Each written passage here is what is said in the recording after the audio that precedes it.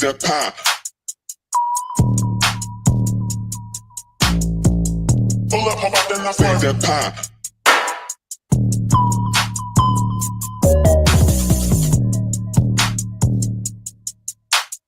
Bake that pie. Pull up, hop out, then I swerve. Bake that pie.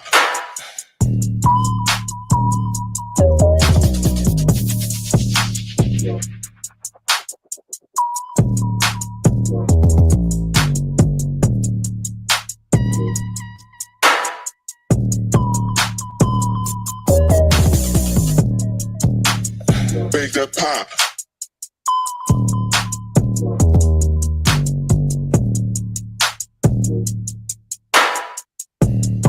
I know you like me, but you love me bad. Bake that pie. I like the pie. Pull up, hop out, then I swerve. Bake that pie.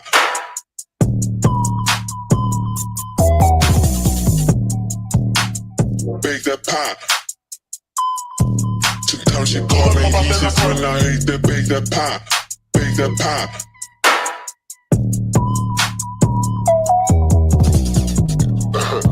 Hey.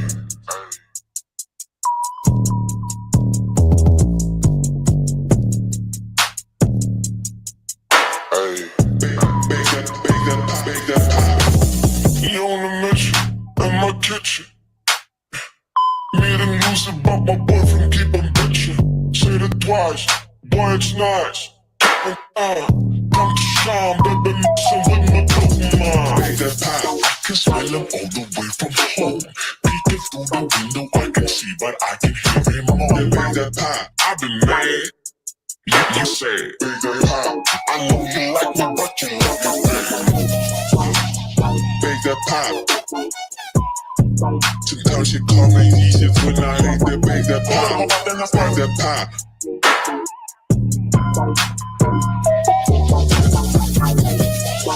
I like the pie from my boyfriend. I know you like me, but you love me bad. Bake that pie. Pull up, hop out, then I swerve.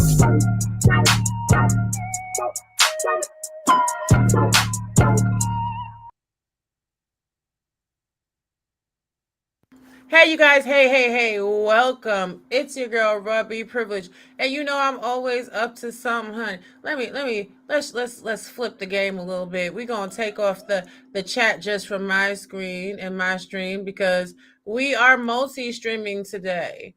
So on today, you will see chatters that you have not seen before. We are streaming to a plethora of channels all at once because this is a topic that needs to be addressed in the community. Depression. No one cares when it comes to Black women. And today we are joined by the real Dana, who has brought this topic, and we're going to be speaking about it all at once. Welcome, the real Dana. Hi. Yeah. So this is cute. This is the first time I even use Restream and multi-stream. So I think this is good. I'm excited. It's a good topic. And I think it's a topic that needs to be discussed. And it's probably going to be a part 2. And I'm excited about the panel coming up to talk on it. So yeah, let's get into it. Hi, everybody. Oh, so people that listen on my channel, we are, what is this? Restream.io. This is a multi-stream broadcast. We are on multiple. Yes. So we're on my channel, Raw B channel, and the other ladies that's on here channels as well. So hi, everybody. Enjoy. Yes. Yeah. So let me go ahead and bring all the beautiful. Oh no. Bring Dr. A to do to set the tone of the conversation. Yes, we are actually going to give Dr. A, who is a medical professional, because when we talk about topics like this, we're not just talking off the cuff. We come with facts, statistics, and accurate information. So we are going to let her have a solo cam. We're going to step down and let her talk about it. Welcome, Dr. A. How you doing, love? This is so exciting that really, as all the guys are getting into playoffs and getting ready for Super Bowl, we as a gender are going to do our own super. We're going to hit a field. We're going to hit a touchdown over and over. And how are we going to do this? It's tackling and talking about depression amongst women of color, specifically amongst Black women. This is the thing which in Black families, you have a woman who just doesn't get out of bed. Weeks, months, years even. You look back in generations of African American women who self-medicated with alcohol, with drugs, with Valium from a prescription from a doctor or multiple doctors. We see women who abused their children or who were victims was depression. We have women by the hundreds of thousands who give birth to a child and go through a whole pregnancy expecting the ultimate joy, the ultimate fulfillment in the feeling of drowning, the feeling of being completely overwhelmed, isolated, incompetent, the feeling of shame and guilt that plague depression. Depression is the silent globally, but particularly within the United States. We have access, allegedly, to hospitals and clinics. We have access to health insurance. We are no longer under segregation. We can go with incompetency amongst medical professionals. They continually oversee, meaning miss the boat when it comes to the mental health issues that plague Black women. Black women will go into completely oblivious to the mountains and mountains and mountains of isolation, depression, or anxiety that she's experiencing. She's not going to come in the way Becky will present herself. Wah, wah, wah. We get a lot of attention as women, and people feel sorry for us. We get pity when we cry. But Black women, women of color, we are far less likely to cry as a result of depression. We're an angry Black woman. No. Maybe it's not that after all. Maybe it really is something far deeper that's not being addressed. Maybe the 10 million pounds on her shoulders of being the pivotal axis of her family for her man. Maybe all of this is mounting on her and it's a bit too much. But we just say, angry Black woman.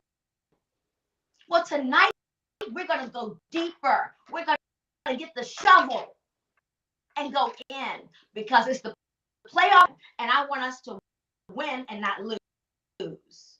That means we have to face the monster, face the elephant in the room, dig it all up. Because at the end of it, at the end of the tunnel, there is a rainbow. There is a Thank you, Dr. A, for setting the tonality of the stream. I appreciate you. Now we're going to bring in all of our ladies. Hello, ladies, beautiful people, the beautiful people. Throughout this stream, we will be taking turns being up here by ourselves so that you can see us all and hear us very clearly what we're talking about. We're going to ask that everybody be respectful in the chat and please stay on topic. Okay, so let's really get into it. Let's start unpacking it. Who wants to go first? Where are we starting? Well, let's start at postpartum. because Okay. apparently for African American women that are suffering through postpartum, Oh, I'm sorry, I was it's muted. okay. I was like, wait, you know, I was it's saying let's really start the article while we even doing this topic. okay. Because Yeah, everyone got we the article. can. You want to share it? Yeah, yeah, I will. All right. Because the article is NYU did research, says depression may look different in Black women. And it says the variation in depression symptoms could relate to underdiagnosis and miscare. So we may be depressed and we don't even know the signs and symptoms ourselves. And we go to the doctor thinking it's something else, and they're not diagnosing Black women correctly. And everyone did get a chance to look at it. Mhm. Some of the symptoms are sleep disturbance, self-criticism, irritability, then the stereotypical symptoms such as depression with mood. In this article, it also said that are symptoms where we may lack um, libido, like it may be a decrease in libido, and I kind of want to get to that down the line in this conversation. Um, it's more somatic. Typical depression symptoms such as feeling hopelessness or depressed mood, fatigue, insomnia. So a lot of things that we may think as physical or stress is probably most likely a result of depression, but a lot of doctors are not picking it up when it comes to Black women. And I do want to ask that question of why, but then everyone could go around and actually comment on. And I also want to ask this question: have you experienced depression? And or maybe you haven't really paid attention to it. And if you did experience depression, like what were some of the things that you did to overcome it? And what are like stereotypes that Black women today are labeled as, like the angry Black woman or superwoman? And I think a lot of that can be added on to our depression as well. So yeah. Mhm. Well, okay. Let's dive right on in. So when I was reading this article, all I could stop to think about was postpartum depression. Because for me, that's where it starts for a lot of women. When they are giving birth to children and they are dealing with postpartum, they're told, oh no, you're just being lazy. Oh no, you're not that tired. Get up and move around.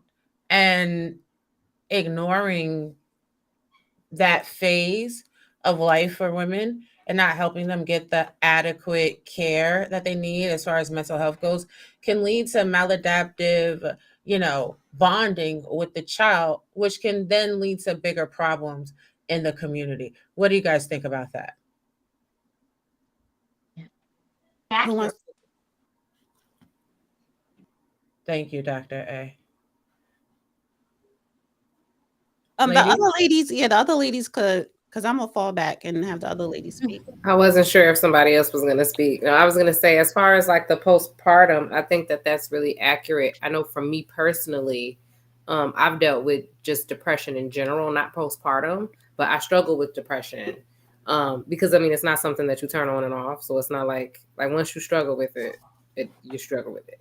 But I think that a lot of people have a lot of misunderstanding again about the symptoms and the signs. And like you said, when you don't have that motivation and when you can't get out of bed, or when you have high irritability, or you are like really forgetful, like there's a lot of different parts to it, and a lot of people don't understand that as being a part of depression. So it could be, so people approach it differently, right? Like they have less empathy when you're experiencing that type of thing, which at the end of the day exacerbates it and just kind of makes it worse.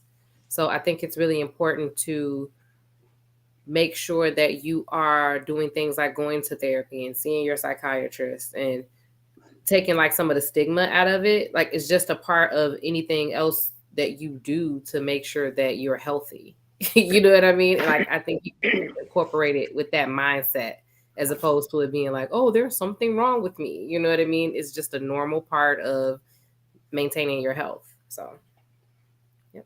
To chime in, I think that as Blacks, when to say that going through depression is like a signs of weakness, like women. So, like self, like suffer from depression. I do get that with getting therapy. I feel like my therapist doesn't.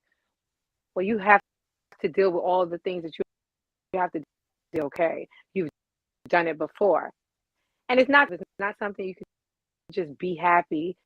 It's not something. It's not, you don't want to be this way. It's just what it's in society. I think we just don't get taken serious. In that article, I was like, oh my God, this is me. It's like you can just deal with it all. And I'll add in or chime in. I have suffered from depression. I didn't realize I was suffering from depression. I was in a bad marriage. I had a lot of stress with my career. I wasn't happy there. I love the money, but I hated going to work every day.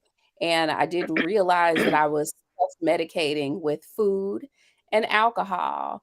I was hanging out with friends and, we go out one night, hey girl, come on, let's go out. And one night turned into the whole weekend. Then we added to it a couple nights during the week. And then it's like, wait, I realized that I was doing that because I was avoiding going home to the bad marriage.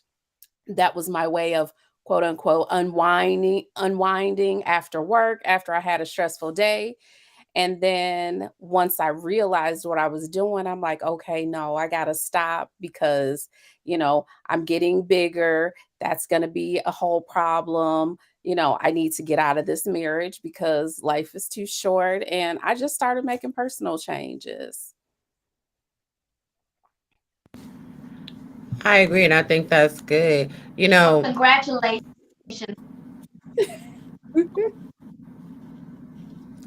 I wanted to read something real quick from the article. It says, the nursing research study aimed to address this research gap by exploring variations in depression symptoms among Black women, a population that is understudied despite being at an increased risk of depression. So we're more at risk of being depressed than any other group of women.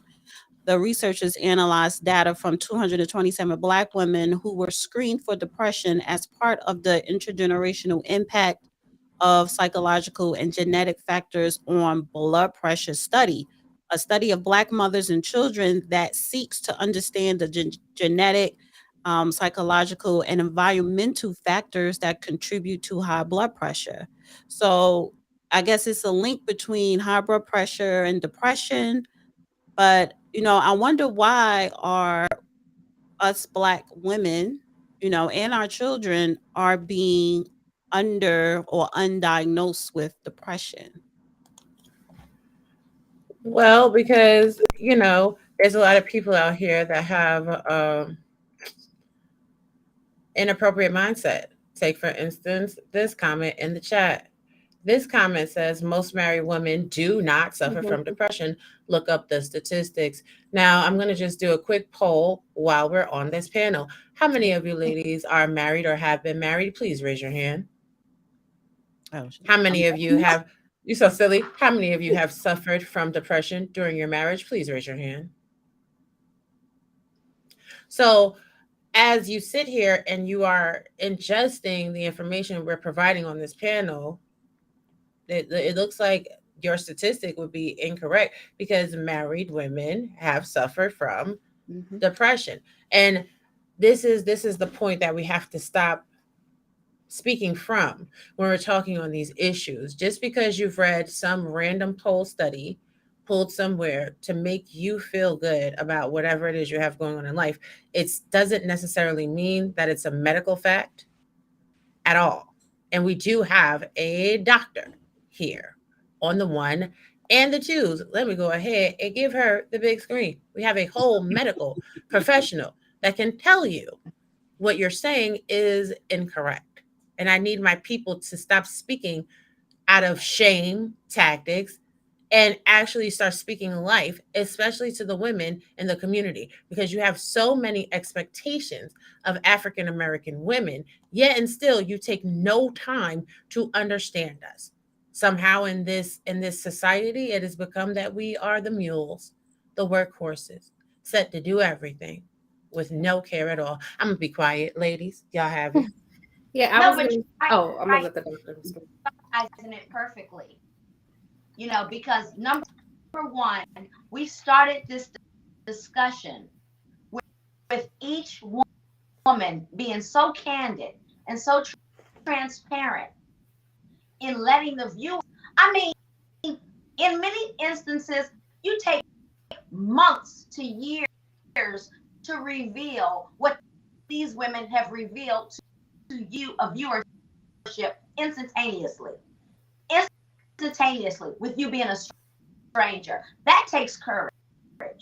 So the reality, as our hostesses understand, that's why we are viewing, that's why we are, you know, making this a live show, making this a show that has many panelists, making it a topic. Why? Knowledge.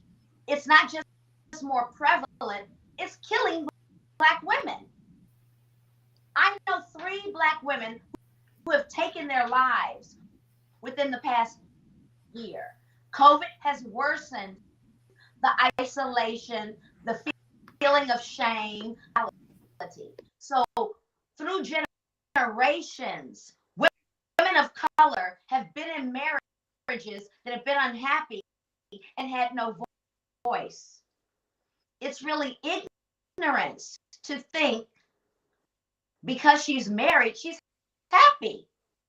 I want you to dive into this topic with knowledge, not with some brain dead, asinine, cockamamie concept that's inaccurate. I think that it's also a misunderstanding and just shows the ignorance of that a lot of people have on the topic. It's kind of like they dumb it down to just being like, oh, you're happy or you're sad.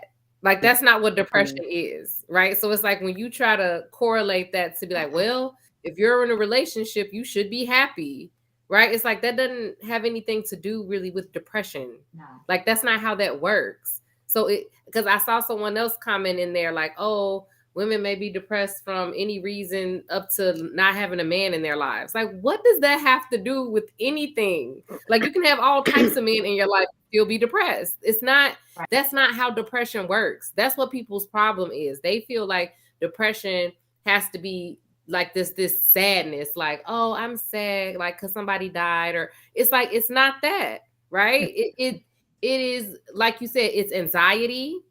It's being overwhelmed. It's a lot of different things that can have nothing to do with the partner at all. And like people really need to understand that at the end of the day. And I I saw a really good comment in the chat Oh, from go ahead. Chakra Love. It's a little bit further up where she said that it's not okay. Many Black women are still high functioning because it's not okay for us to not be okay. We still have to show up. We still have to do. We still have to be mothers. We still have to be wives. You know, we still have to be homemakers. We wear all these different hats. And many times, you know, there are no days off. We're doing this 24/7. And, you know, you don't get the option of, okay, I'm just not going to perform today, because there's so many people relying on you, especially if you are, say, you know, the backbone of your family, or in many cases that we see nowadays, a Black woman may be the head of household, even though she has a husband. Yeah. Yeah. Can I? Oh, I I want to insert something real quick because, listen, I normally don't talk about women issues on my platform, and I think some of those comments are coming from people from my channel, and majority of my audience are men. With that said, what this is showing me, and it's like, listen, I don't care about the viewership right now because I want to do more women topics to expand my women audience. But what I'm seeing is, with that said, do not come in here with ignorance. If you don't know something, you don't know. If you don't understand, you don't understand. So what we are talking about is something that is never talked about. Black women and our issues it's not talked about. Our sexuality, our hair, our talent as far as acting and singing, relationships. But when it comes to our wellness and well-being, mental state of mind, it's not talked about. It's barely talked about in America when we talk about mental health. So yes, this is a different show. You may think it's all from the norm, but this topic is necessary. So if you are going to be in the chat and you want to be talking sideways, trust and believe I'm still that bitch that will hide you from my channel or time your ass out. Don't play with me. Yeah, I was gonna say, because I'm seeing a lot of comments that, again, it keeps correlating depression to happiness, right? It's like happy is a day-to-day emotion. I guess you could that doesn't you can be happy and still be depressed. Like you can be happy and satisfied in your life and still suffer depression and still suffer having anxiety and still suffer having those issues. So again, I'm going to need you guys to understand that it's not the same thing. Like depression just don't mean that you're walking around sad and moping and being like, oh, I'm so miserable. I'm not happy with my kids. I'm not happy with my husband. Like that's not what that means. Just in the article, Right. it stated that women are misdiagnosed, Black women. It's because different symptoms of depression. Right. I say that to you because even when I first was in therapy, I kept saying to my therapist, and he's like, well, you didn't hit the three things. Like, well, maybe I'm not going to hit the three things person. So if you have a quote unquote, if the woman has a man, she's supposed to be happy. The woman have kids, she's supposed to be fulfilled. Has a job, then she is doing what she's three. There's no reason why you should be depressed. One of these quote unquote threes. That's why on that particular thing, and that will make you know. Think that's the thing with everybody. It's like it's racist to be depressed, right? Is depressed and she's married with children and she has a job, but God forbid the Black women think it's our race that we just need to get out the box. That it happens and you can get help, because a lot of women have the stigma of you being either called unstable, right? And they're the strong Black woman. So yes, and Betty, your microphone is cutting in and out. But let me just say something really quickly. Now, gentlemen, I get it. I totally understand.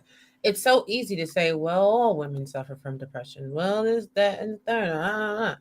The fact remains, all women go through a lot. However, there is undue pressure and neglect placed upon the shoulders of Black women. Even right now, Black women are discussing depression. And we can't even get through a conversation without y'all telling us how it is that we feel, how valid what we're saying is or isn't, what depression is, that we are happy, that we aren't happy, what age group we're the happiest in. If we're married, we're automatically going to be happy and everything else. And I'm loving the comments because what it actually shows is an absolute lack of care for the mental well-being of Black women that are raising your Black children. And I find myself having this conversation often with men. If the woman in your household is not okay emotionally and mentally, what do you think is going to happen? When you're sitting there and you're wondering why women are angry, when you're wondering why the household is not being picked up, right? All she wants to do is just put on makeup or just lay in the bed and eat her little snacks. She done gained some weight or everything else. Newsflash. Yeah. That's asymptomatic of depression. Continue.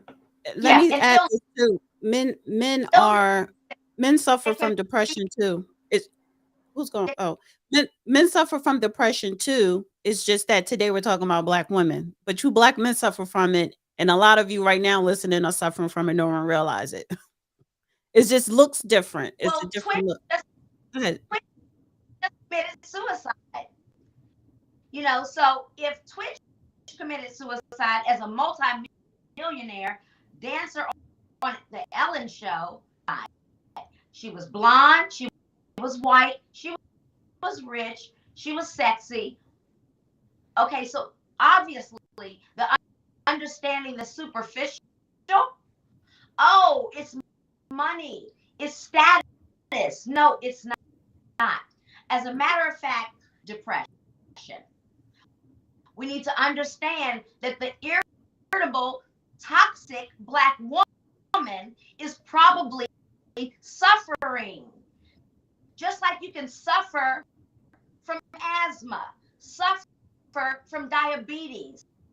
If you have diabetes or danger with depression, you're so busy ostracizing her, criticizing her, ridiculing her, when she is suffering in silence from depression. And it's life-threatening because she could decide successful, check all the boxes, Black women who took their lives.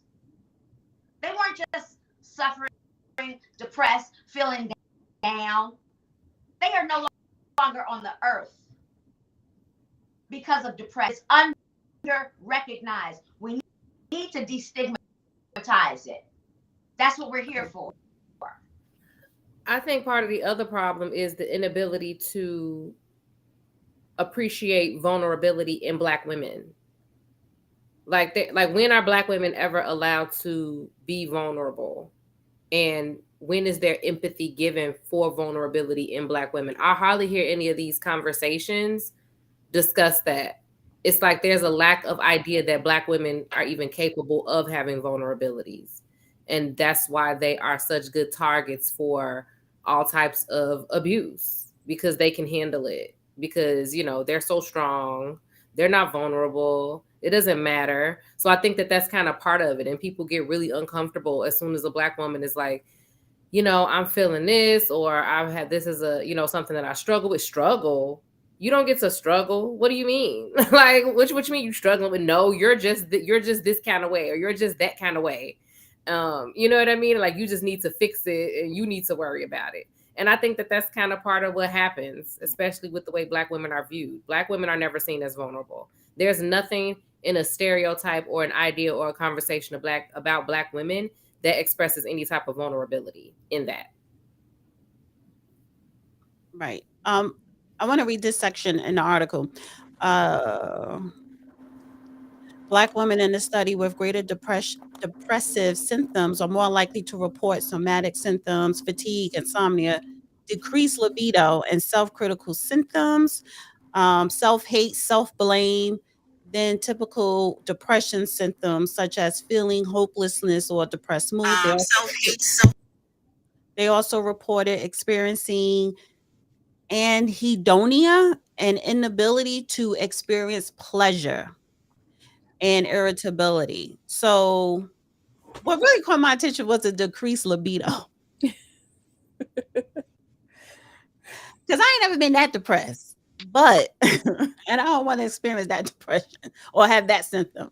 But I wonder, maybe Dr. A or anybody else on the panel could answer this question for me. Can depression also be a sign of having an increase in libido, where you have a lot of women out here having a lot of sex, more so maybe with different men?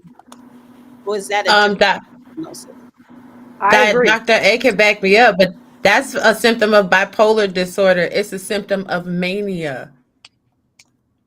You got it. So it can be several things, ladies.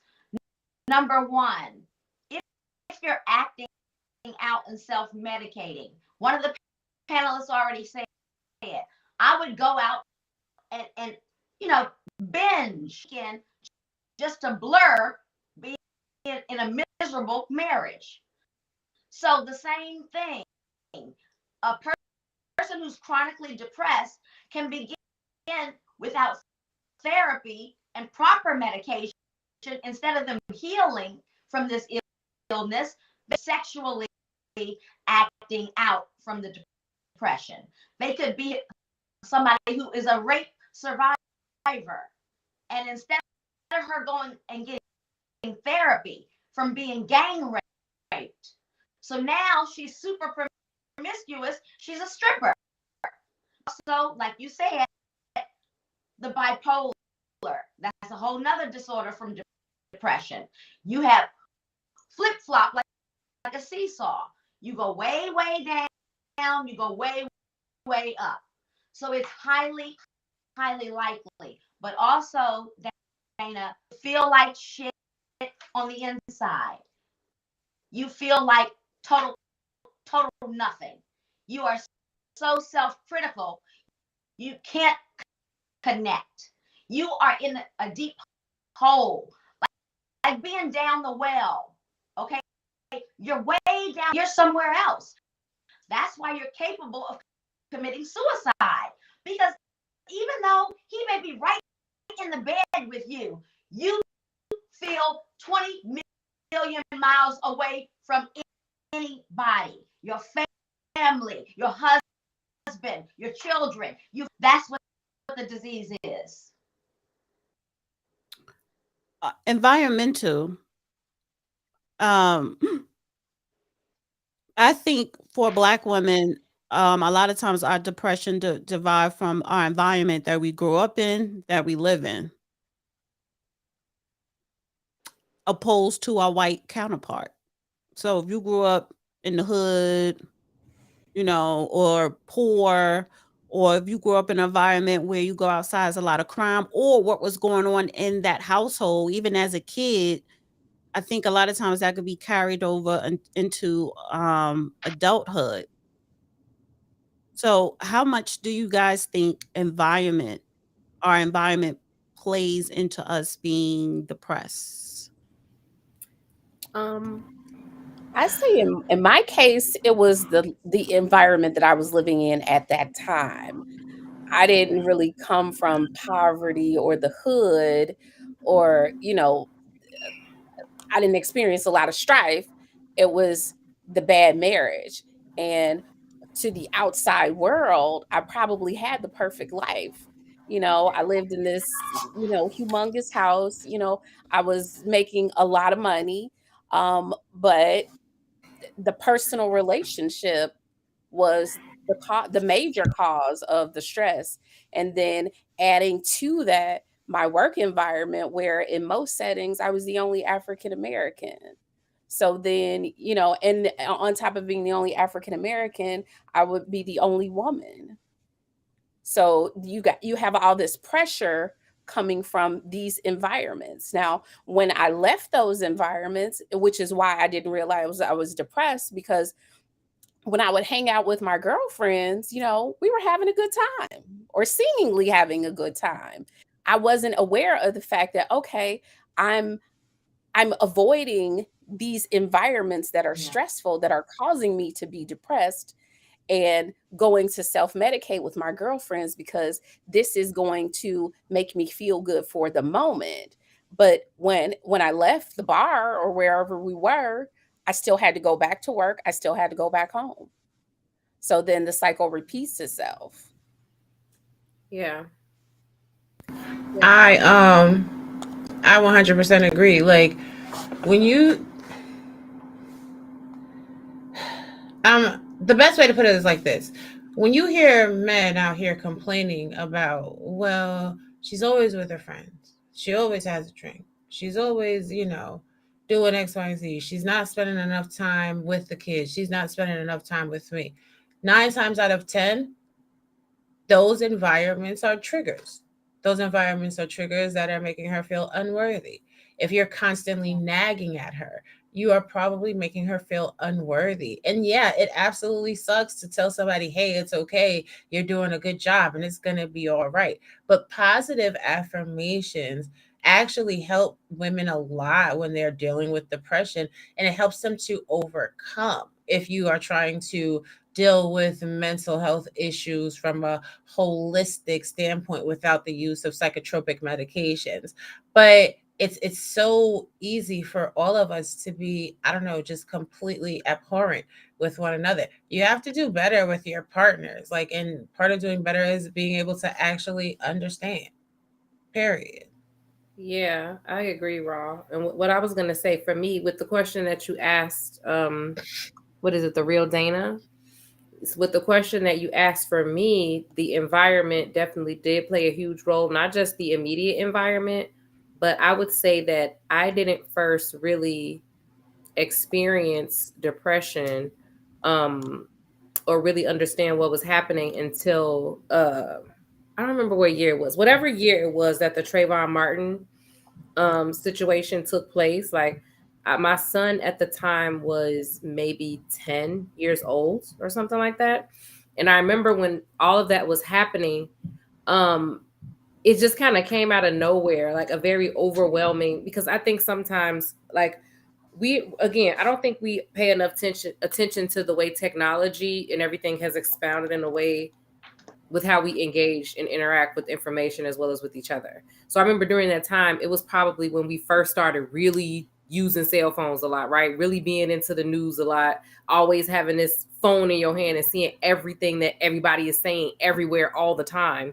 And I think what stuck out to me is that I realized how Black people are still viewed in this society on a deep level. Like we always know, because we learn, like, what do we learn when we're younger? Like, oh, the civil rights movement, and they had the dogs and the hoses and they had all of this stuff, but you don't necessarily grow up in the day-to-day having those type of overt experiences, right? Especially if you grew up in a predominantly Black area.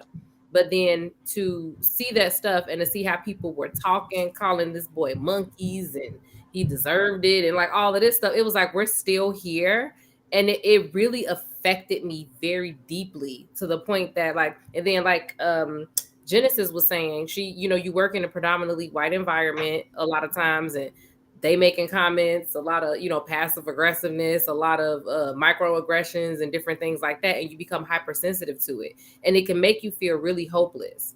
So it doesn't have anything to do with necessarily what's going on in the house to be like, oh, this person made me unhappy in the house, right? It could be a really deep sense of just hopelessness and anxiety, which can lead to like not really being able to sleep well, not having an appetite, like different things like that, that doesn't necessarily manifest in just being like sad. So for me, like, that's really what it was. And I think that that's where it like kind of kicked off from. That's been like a challenge to just kind of overcome just that reality, to be like, oh wow, this is the reality that we're living in, and it's tough. And then people ignore it. And I would also be curious to know, because there are a lot of comments in the chat, and I'm always curious. It seems like whenever we're having any type of conversation, for some reason it always goes back to Hold on, Cannon. Yeah. Okay, right? Wow. So I am utterly gobsmacked at y'all commentary in the chat.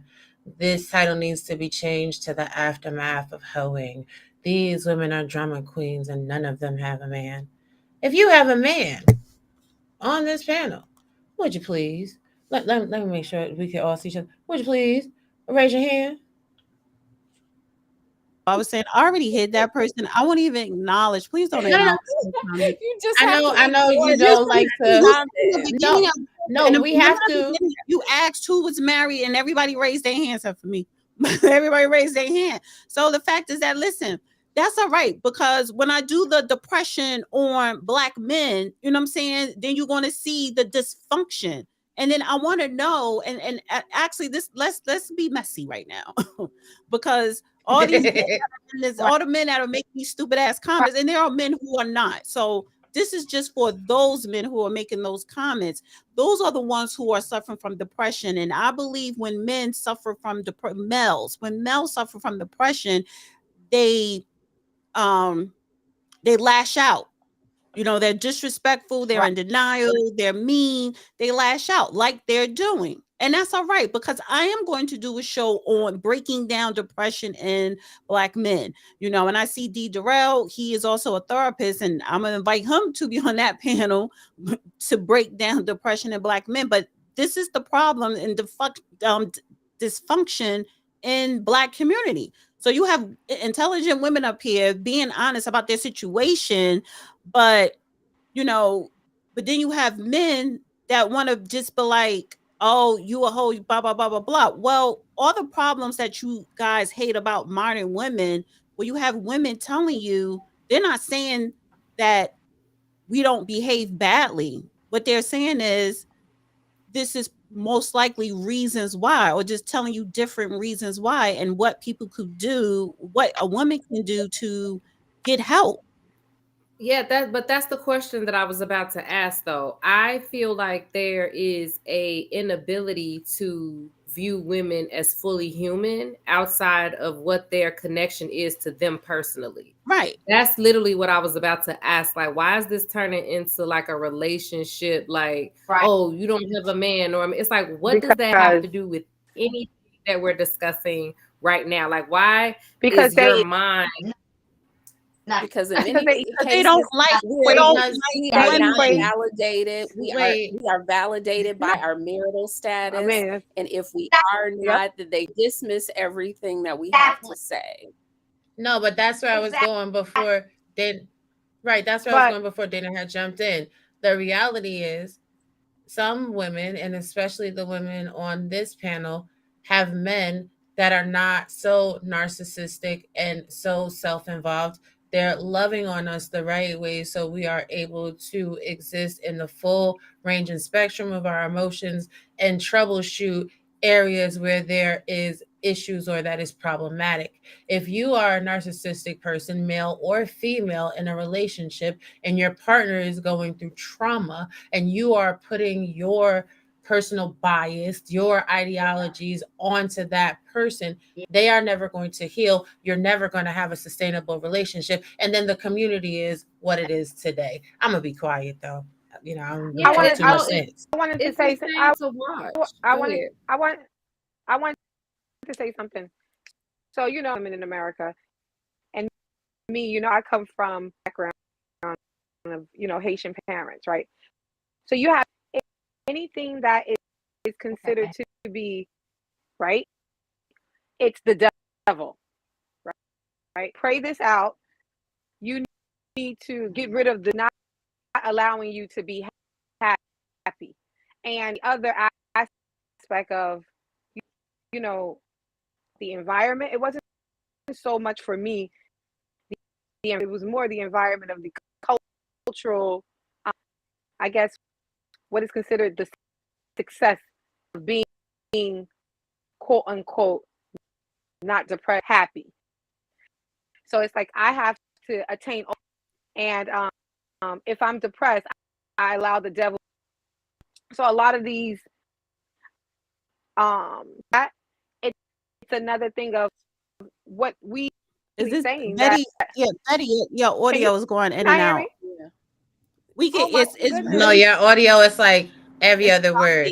Yeah, and it's like, and this is I give up. I'm loving the conversation. I'm loving the conversation, and I'm loving the flow and everybody's energy. So I put in my chat. Listen, the audio, which I'm trying something new on my channel. The audio, of course, it's audio. So it's like next show audio would be better, but Let me take.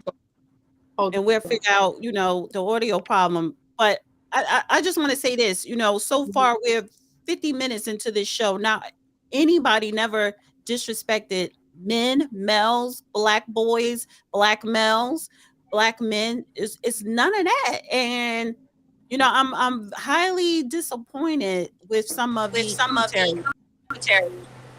What is that? I want to chime in and go back to the comments that were being made and kind of tie them into tonight's topic, which is depression. Many times comments like that, or the treatment that women get, is also a cause of depression. When women are not in relationships or not married, by a certain age or past a certain age, many times that leads to depression because they feel like, their biological clock is ticking, if they haven't had children by a certain age. And we get that a lot. Not me personally, I'm saying we as women get that a lot from men, and Black men in particular. And it's a cause of depression. I know single friends that I have who are not in relationships because they're depressed. Why can't I get in a relationship? What's wrong with me? What is it that I'm not doing? Why don't they want me? And it's leading to depression in women as well. That Yeah. needs to stop.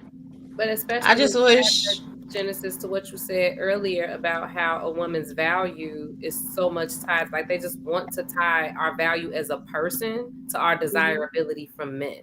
So we internalize that a lot of times. Yeah. These women who I are just wish. feeling that way. Yeah. I just wish men would start talking on this topic, because maybe if men spoke to men about women's issue, as they they talk about everything else, maybe if they talk about a whole woman, then other men will listen, because the reality is, in this conversation, it's not really for men. We can't stop men from being in the building because this is a public platform. This is a conversation for the people, by the people, to the people. If you are not a Black woman with depression, we respectfully request that your comments be respectful, or that you just sit in the clouds and maybe learn a thing or two. Now, if we start Yeah. responding to you with a strength in our voice, extra bass, and a certain tonality, then you will say that we're being masculine, because that is the only role that a Black woman has, is to be a whore or to be masculine. We can't have educated conversations, otherwise it's a problem. You're absolutely accurate. And that's so sad and it's so pathetic. The fact of the matter is this. The commentary is trying to shame Black women for being transparent about depression. The shame in our families is a part of the problem. The cultural shaming that our panelist is talking about that happens in Haiti. To tell somebody, get the devil out of you. The devil or the evil spirit made you a form of shaming. And the bullying that Black women experience when they attempt to be vulnerable is deplorable, is dehumanizing. I'm going to have to go soon, but I love the panelists, and our panelists, in their attempt to be transparent, have taught us that we need to destigmatize depression. Okay, even the medical community, doctors, nurses, nurse practitioners. You have a sin with her Kleenex and she's crying, you think depression. But when Susan comes in and she's pissed off and she's cussing out the staff at the front desk, and she comes in and she's impatient, she can't wait to depression. We have to destigmatize, because the way our sisters look with depression is not the way our white counterparts look with depression. Our panelists also were super transparent, their own self-realization about the diagnosis.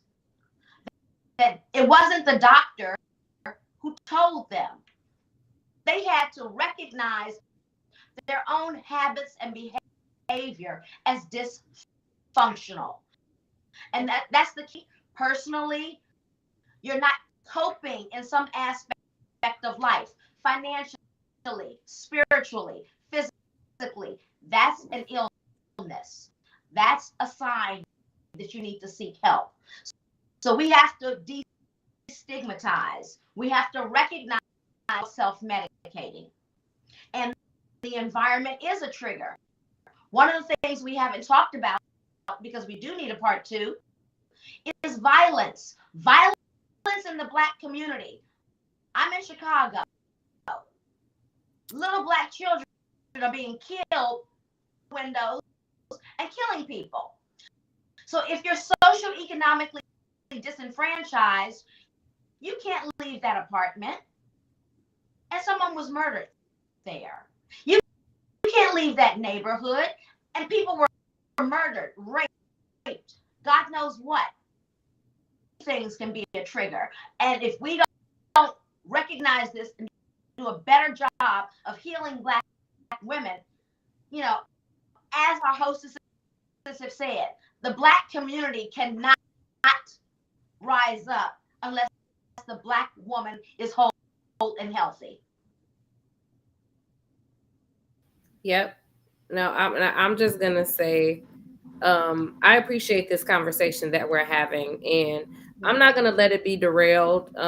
Just to whoever is in the chat who is like a one-trick pony or one-track minded or just can't get off the broken record of continuously wanting to talk about a gender war or whatever, you can say that shoe is red, and then all of a sudden like, but Black women did. Like, no one is having that conversation right now.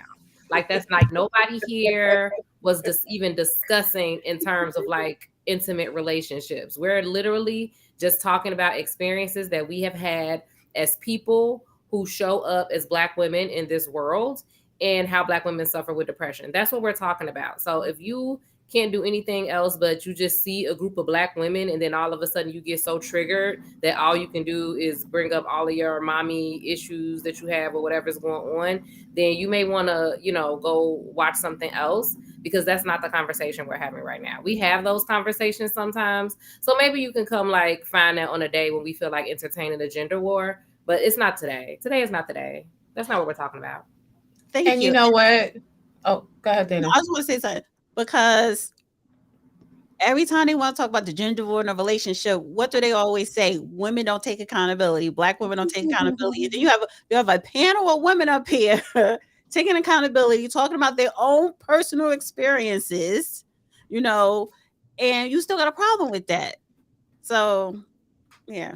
This is what I was gonna say. I was gonna say this.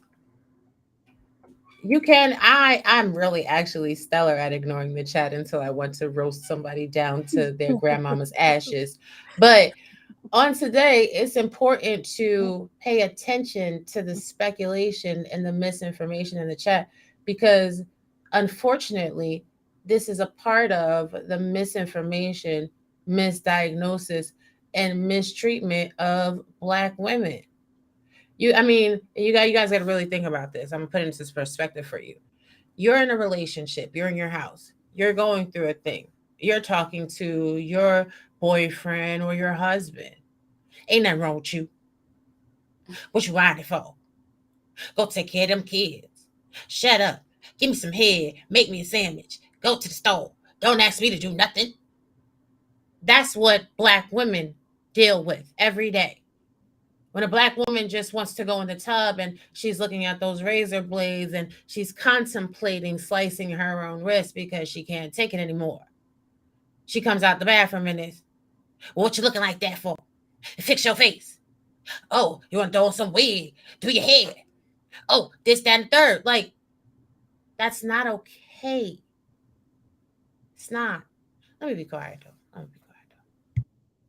I don't think I was ever depressed, manic depressed over, you get heartbroken, you get depressed or whatever, but you heal from that. And that happened to me recently, but that's another thing. But then because I always had in my mind, honey, I'm not gonna let no man depress me. Like, where I have to, seek help, because I'm dealing with a whole bunch of other stuff. Being a woman, we go through physical, biological changes, environment. You're talking about, this is a man's world type of thing. So just being a woman, you're dealing with, especially because I'm from the tri-state area, a lot of microaggressions, especially if you're working in corporate. So it's a whole bunch of other layers. And then it's like, yeah, you do want a relationship. And then when a relationship isn't going well, for whatever reason, you have, that's added on. But a lot of times, and for me personally, my depression never came from a man. It were other things. But if I was not in a healthy relationship at the time, that will heighten the depression. And then sometimes choices that I've made, especially in a partner, was a direct reflect of being depressed and not even understanding what issues I'm going through. So you're not even able to pick a decent or right mate. So, and because you don't even know what I think, and it may sound cliche, but I think that you don't know what depression looks like yourself you're probably depressed. And a lot of people, even when the people say bipolar, I don't like when people call somebody crazy because that's dismissive. Saying somebody's bipolar is dismissive because there's different layers to that. We don't really know what depression looks like, especially for a woman and definitely especially for a Black woman. So, but I try not to let a man make me depressed. I'm gonna Yeah. make you depressed first. And I think that can also be like not knowing what it looks like can also be exacerbated by the fact, and I was talking to some of my female family members about this the other day, that a lot of times we are taught to be hyper focused on everyone else around us, right? And like their needs and what's going on with them and all those other things, to the point that some of us have a difficult time being introspective enough to understand what we're actually experiencing, right? Like it's really, so it leaves more of a vulnerability to be more affected by the things that are going on outside, right? So whether it's relationships with other family members or if it's romantic relationships, whatever it is, those become such a hyper focus, right? It was like my mom made me feel like that, or my sister did this and she made me feel, and then they did that. And it's like you ask sometimes like, well, where is that coming from for you? And a lot of times we lack the introspection to sit and look and say, okay, what am I experiencing? Why am I responding this way? How do I feel? You know what I mean? Like a lot of times we don't sit and do that. And it does come from a lot of trauma, a lot of the way that we grow up, and it's a lot of outward focus. So that's how a lot of times the depression can just sneak up, because then you wonder why you're even in that place that you are. And it's very difficult to get out of it because you're so focused on everyone else's behavior and trying to fix it, as opposed to even understanding what you're experiencing. So. Mhm. And to piggyback off of what you said, Cannon, as Black women, we're taught that self-care is being selfish. When it's absolutely a necessity for us. We have to take time for ourselves, because if we continue to go and we put everyone before ourselves, at some point the burnout is going to happen. Why is that? Let me say this, because I'm a licensed massage therapist. And I worked all, in NYC in nice places. I could probably count on one hand how many times I saw Black women frequent, whether it's a wellness center or a spa. And it's not because we don't have the money. It's not that. When they would come in, they were treated as a treat. And let me just bring in a white woman. They go to healthcare facility, wellness centers, spas, or whatever holistic places as part of their healthcare. So, and I think we need to stop feeling guilty and say, I'm gonna treat no, it's that has to be implemented in our lifestyle. That is part of our lives, that we need to go get a massage. We need to go do yoga. We need acupuncture, whatever. That is part of healthcare, and that's more observational research that I've come across. And every Black woman that I have massaged, in a professional setting, they treat it as I'm treating myself. And I'm like, no, this is healthcare. So, just going back to what you all was saying, we don't put ourselves first. And I think that's somewhat of a, I won't say mental disorder, maybe cognitive dissonance. I don't know. It's something embedded in us to where we don't put ourselves first. Maybe that's hereditary. Maybe it's passed down to where we just have to do everything for everybody else and then us. But don't you think that that's been kind of a necessity too, like in a lot of our families and a lot of these different generations, because we have had such a unique experience in this country, especially that has required a lot of times for the family to depend on women in that way, right? To be the ones that are like, because this is what I always think is interesting about these conversations, and to the extent that it's gendered, there's a lot of times is ignored the requirement that it takes for the partner of a person that's locked up, for a partner of the person that's murdered, for the partner of the person that is getting hosed down by dogs and all these different things. So it's like, what, it's a necessity, right? Because if your partner can't operate in the world in a certain way, and again, talk about over policing, you talk about all of these things, then a lot of times, like, then you have to fill in those gaps. You have to stand in that void. And the thing is in order to survive, it's an expectation. Like, it's an expectation. Otherwise, we would not be here anymore. You know what I mean? Like as a community, like, we would have been perished a long time ago. I think that's definitely, yeah, I think that's definitely passed down, that way of living and thinking. But I just look at it, okay, now 2023, you have Black women that are doing the damn thing, very successful, in their own right. And this just put the relationship stuff aside and having kids aside. And I just look at it, it's not, I just saying, even you don't have the troubles of women of the 60s, the 50s, and the 40s. That they had a different type of struggle than we do today. And that's how I personally feel. But we still don't take care of ourselves, and we have, even when we have the means to. And I think that it has to do with the way we were brought up, because that is passed down, that it's always a struggle, whether it's family members who may be locked up. You may not have kids, or you may be single, but someone in your family may be going through a hardship, and you have to financially support them or emotionally support them. Or if a parent is sick, if you have a brother or a sister who's acting a fool, so you got to take in their kids. And I get all that, but I just think, when are we going to literally just make it normalize taking care of ourselves first? No, that's perfect that you brought that up, because one thing that I did learn is that Black people in general who make it to the middle class or who are successful, what is different or unique about us versus other demographics is that we are more likely to still be surrounded by people who are experiencing like extreme abject poverty or things like that. So that is going to have a different impact, especially when we're raised in a way, again, that we have more responsibility as like towards our families. Like, you'll see some other, like, I always think it's funny when people be like, and this group stick together and that group sticks together. I'm like, I don't think you're looking at, first of all, if you look at the average, what is it? The average, not household income, but at the average, the money people have, the resources. What is that called? Generational wealth, or yeah.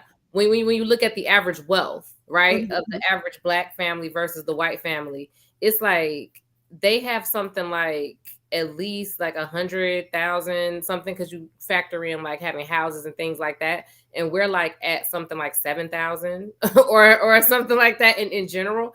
And it's like, when you think about that, a lot of times they don't have to stick together in the same way we would a lot of times, because they can be successful, their cousin over there successful somewhere, they don't even really talk to each other, and they don't, you know what I mean, like that. And if you ever actually have friends that are in those different communities, you kind of see like, oh, okay, like they don't lean on each other in that way. Like, they cousin not calling them to borrow money. Like, they, like they're just talking. Because if you notice, like, you go to nursing homes and the white people there, their kids don't come visit them. Like, I will say this, like, that's true, to where other groups of people, like Black people that hit the middle class, we are still reaching back, helping other people, which puts us at a disadvantage. It's like you can't necessarily get ahead if you're trying to, and then there's like also that guilt, and that, like I said, the way you have to help your family. Like, if you, like, how dare you not really.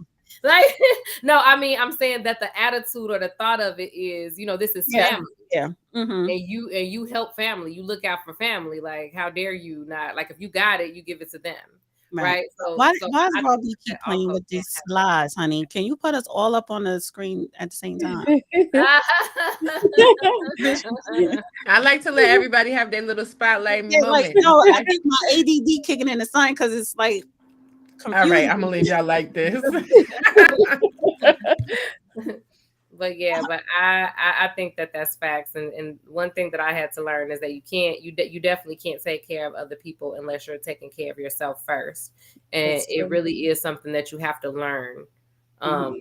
Because self-care, and especially for us, is not necessarily taught. Like, You take know care what? of I'm But just we were taught the opposite. I yeah. mean, if you look at, the I don't want to say the traditional grandmothers, but grandma, big mama got up before everybody. She made breakfast. She made sure Papa had his lunch made. She took care of the kids when she got everybody off to where they needed to go. Then it was taking care of the house, doing the laundry, running whatever errands needed to be run. Before you know it, she's got to prepare dinner. She's getting everybody fed. Once everybody's fed, they're gone. Now she's got to clean up and then prepare for the next day. And she's doing all of this on very little sleep.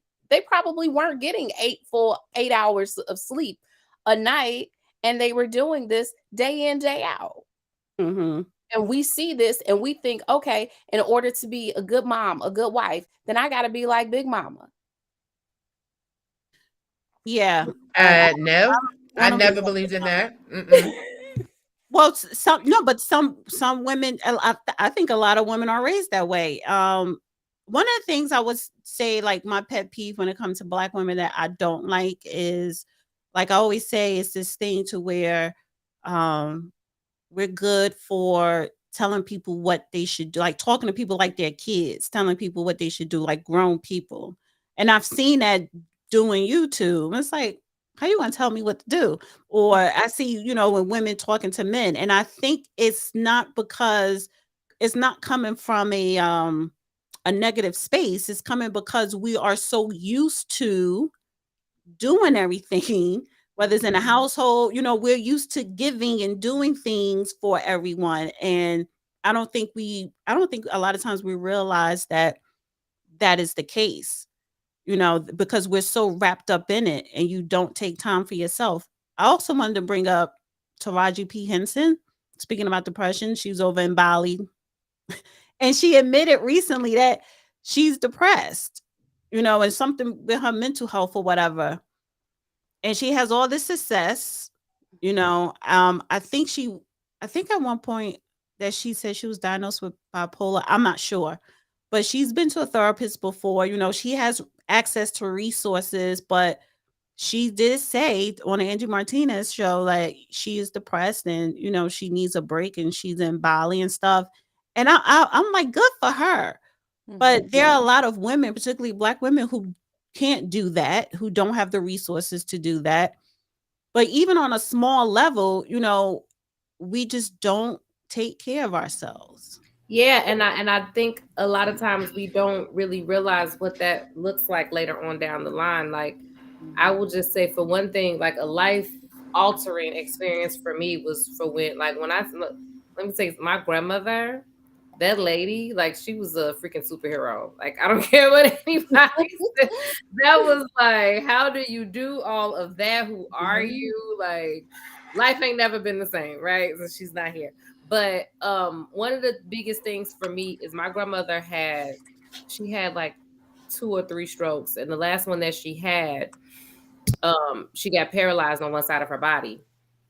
And I was a young adult. I was probably in my early 20s. And when I tell you, like, my grandmother is the kind of person that she not waiting for anybody to do anything. Like, she doing whatever she want to do, she getting it done. Like, you just never see her stop. You know what I'm saying? Just going, going, going. And you just see that type of what you view as strength in a person, and you just expect it to always be there. And so for me, one thing that hit home was that when that happened to her and she couldn't do things for herself, she had to be dependent on other people for literally everything. And that was the first time I ever saw my grandmother cry. Like in my So 20s, I ever saw my grandmother cry. And it really humanized her. And it was like, wow, and a lot of it is because, again, we're so busy doing so many things for everybody else. We're not prioritizing our health and necessarily the way that we should in those different things. And a lot of times we aren't setting up and thinking about that future and that time when we may not be capable of doing things for ourselves. You know what I mean? And you get to that space and that place where now you have to be totally dependent. And then the question becomes, how are people showing up for you in return? Like, how do, if you're the hero, right? Who saves the hero? And Mhm. that's kind of the question. I think for me that really just made me understand that I have to make sure that I'm putting as many things as in place as possible to ensure that that I am able to be taken care of later on, or Mhm. that I keep my health as much of a priority as I possibly can. Because I mean, you can't guarantee anything, anything can happen, but just as much as you can to keep that kind of in the forefront, and take it seriously. You know what I mean? Making sure you're eating right, making sure you're being active, making sure that you are working on those stressors and things like that. So stress takes a huge toll on your body and breaking it down. So just Mhm. making sure that you are in tune with that as well. So but this is the thing, because I have a friend right now. Shout out to my friend. She takes care of her whole family. People cannot even make a decision without consulting her. And I see the depression real time. She'll be sitting there in her space, like her office or whatever, start crying. People come in and see her crying and not even tap in to really see why she's crying and what's going on. You know what I'm saying? Like, people sit there and they think that, oh, well, you can't keep up with the women of the past. No, we can. But some women, modern women, if you will, have evolved past the pattern of abuse. It is completely abusive for one person to hold down every single task of every single human being in a household to sustain their day to day living. And this is why we have the gender war, because some people want to maintain the traditional system, which benefited one and caused another to be abused in an abusive situation. And other people want to evolve so that families can be better. And I implore everybody watching to really sit back today, do some self reflection, and analyze. If we keep going down the same traditional pathways and it has borne no increase in productivity for our community, is that really a win? Or is that just fulfilling a selfish self prophecy? You be the judge. Go on ahead. I'm on a mute. Um, those your kids in the background, Rob? Yes, you already know Michael is finna Can you turn up. can you tell them like mommy is depressed? You're making me depressed. No, and my son has autism, so you guys can only imagine there are days when it is absolutely unbearable to live. But guess what? I don't even have the choice, and he has a father. I don't have the choice to sit back and be like, "Oh, well, it's me," and life is so very hard. No, No, I get to put on why my not? big But girl. but why not? Why not? Yes, you do Oh, have a oh, choice. because you no, because I You don't happen to give be the yourself glue. that choice. You don't give yourself that choice. Because I'm the glue. Because I'm the glue. Yeah, And but why are you making yourself the glue all the time?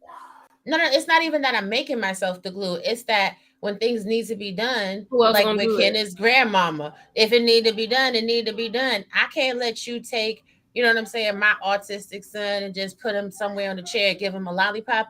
No, we got to be using that damn Toby Dynex and getting his speech patterns together. This one has to go to this appointment. That one has to go to that appointment. When I shut it down and I decide, okay, today I'm in the bed, nothing moves. Okay. So then nothing moves that one day because you need a day. See, no, no, no, ma'am, no, But ma'am, no, this ma'am, is no, where I'm ma'am. getting at. How that's what I'm saying. So why? And you do need a day, correct? You Mhm. do need some time to yourself. So why not start But as figuring? a mother, because she's a good mother, she's an active mother, in order for her to get that day, she'll feel guilty about taking that day. So then she'll deny Exactly. herself that day. Right. And that's And what the and I the think and the that's part of pattern the problem. continues. Yeah. And that's what I'm saying. I think we need to reprogram how we Mhm. think and how we do things, because you shouldn't feel guilty if you take a day knowing that if I take a day, nothing is not going to get done. So what? It just don't get done.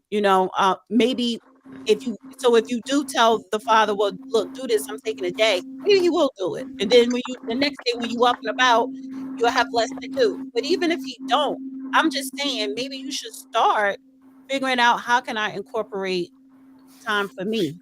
Mhm. Oh no, I get my me time now. Y'all been seeing your girl. She been getting her me time, okay? Yeah, But what was that all about just now?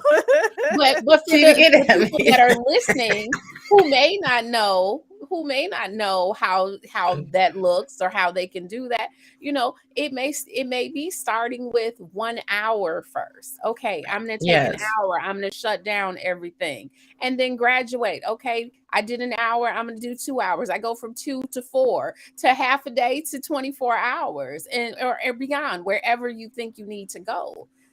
We don't allow ourselves that grace to do that if we are, you know trying to be present and active parents. Most times we just don't. Oh, I mean, I I mean, understand Robbie with autism. Can y'all hear me today? I'm like over yes, my. we can hear you. I said I empathize. I sympathize with. That's like the. Up a little bit. Oh, come on, y'all. My hands up. I'm done. I can't. Are you on your AirPods? I was on AirPods, under the AirPods. I Yeah. flew with the AirPods. I still it ain't working. Yeah, I don't. AirPods are horrible for live streaming. Yeah. I'd rather Just put put. it on the speaker on your You phone. have Yeah. a plug-in. Do you have the headphones that could plug into your phone and you could put in your ear? Those are better. No, Like, hold on. You see how Betty looked at you? She just said, like, I know, but it's like or that's what I'm saying, but it's like the old-fashioned simple, but for mhm. streaming, those are better. For like, unless you have a microphone with a mixer, but other than that, a plug-in cord earplugs are much I don't know better. what's going. I don't know if it's the internet. I don't. The phone Now you just shut sound down. better. I do. Yeah. yeah. Oh, this is your regular audio. I And took the AirPods off. Yes. And I'm gonna say this to those in the chat. Yes, you can have ABA therapy. You can have ABA therapy Oh, 5 days a week, which my child does. But again, me being the type of parent I am, I'm gonna say I'm a little bit of a helicopter parent. I got to have eyes and ears on the situation. They're not just taking a baby and then you know what I'm saying they go about their married. We learning together, best practices. And Mhm. when it comes to therapies, when you have someone that works outside of the home and they're working during the time of the therapy, sorry, not sorry. You don't get no time to sit in your bed because therapy opens 9 to 5 Monday through Friday, sometimes on Saturday. Like there's just a lot that goes into situations. But for me, having a partner that knows when the stress is too much and that will like kind of force me to sit down somewhere and take a nap while they do some other stuff is definitely helpful. But again, that takes having someone that knows when they are seeing the signs of breakdown and stopping the train before it derails. And that's why we're having this conversation.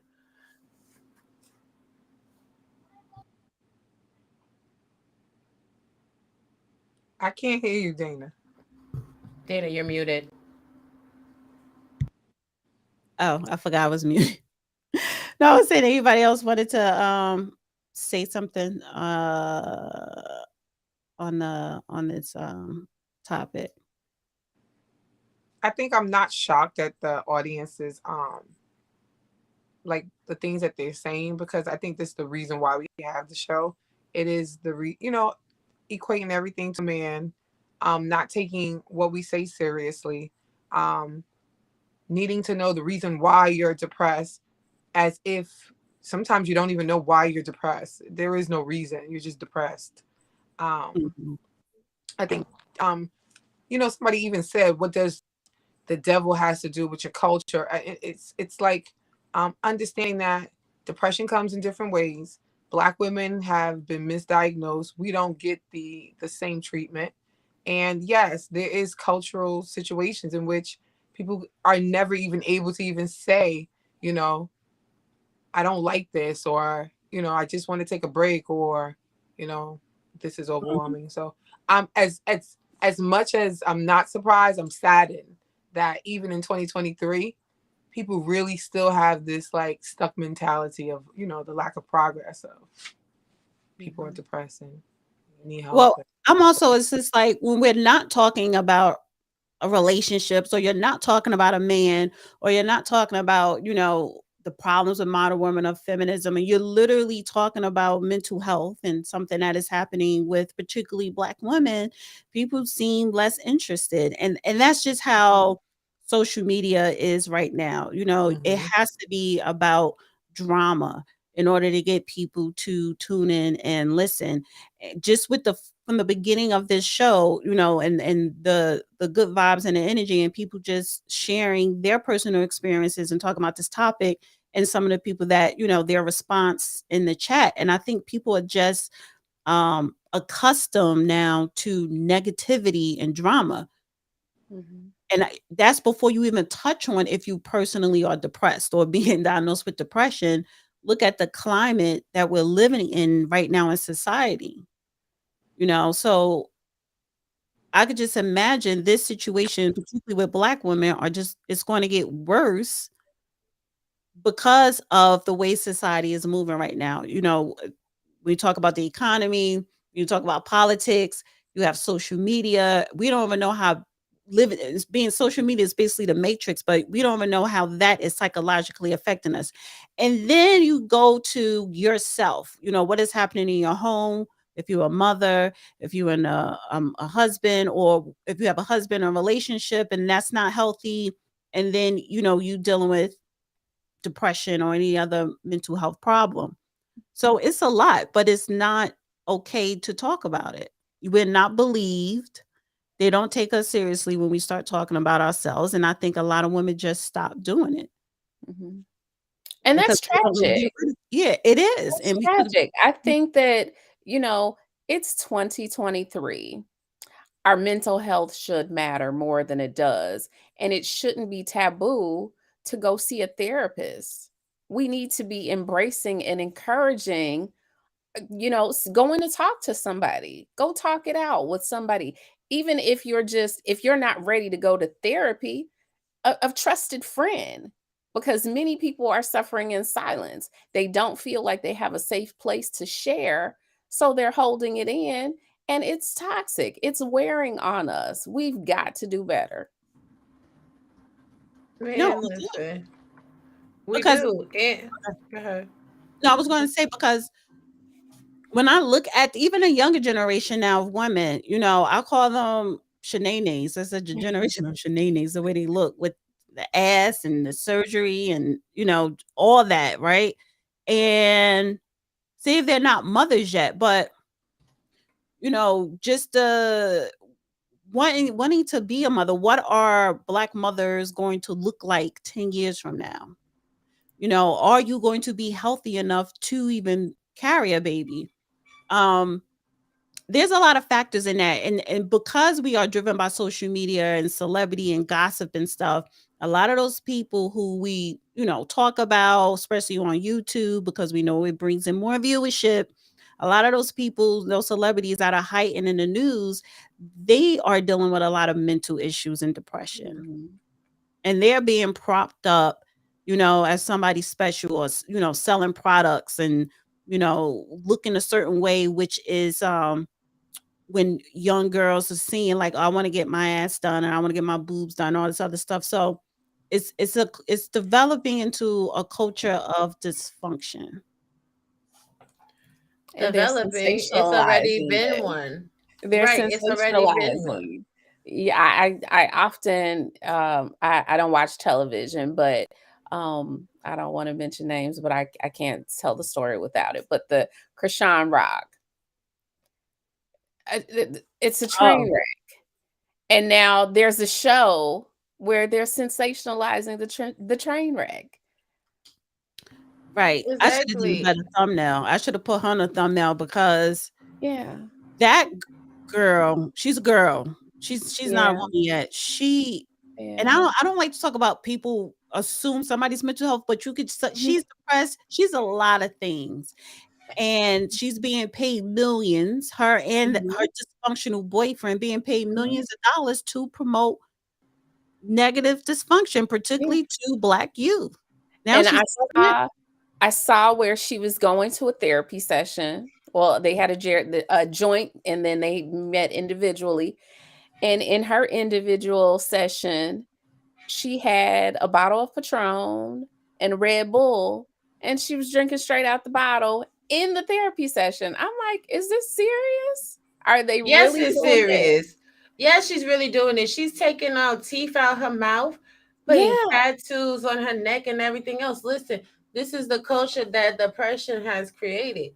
This Mhm. is the runoff culture from the crack era, from welfare queen Reaganomics. What we gotta start doing, and no shade to anybody, we gotta stop letting our daughters be caught up in this sexual current of the culture. We got to stop letting our daughters have children before they even adults. This child, Mhm. she's not even, I don't think she's barely 25 years old. Now she's having a baby. She's already dysfunctional. So she's going to Mhm. teach that child to be dysfunctional. And we got to start teaching our sons too. Keep your penis in your pants. Stop sitting there having sex and hunching on every single girl because you're not even really equipped to take on that responsibility. This is a contributing factor to depression in America. Mhm. And I don't think people get that when they think talking about some sex is so easy and so free. It's not. Because if you don't have your money right, you wind up with a baby, it's over. Yeah, not I mean not over like you can always push through, but it's not the best path to start your life on. Your education is pushed back. You're not learning the best way possible because you're not at your full capacity. Like your earning is going to be thrown off.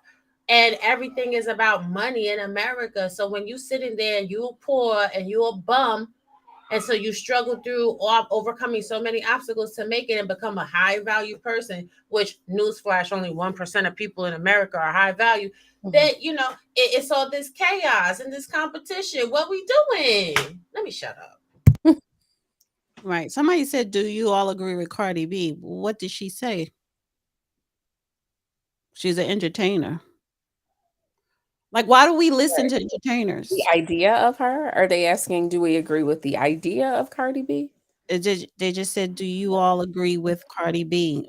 I don't I don't I don't I don't know. I um keep I up. don't listen to entertainers as if they're giving me knowledge. They're not there Yeah. to do that.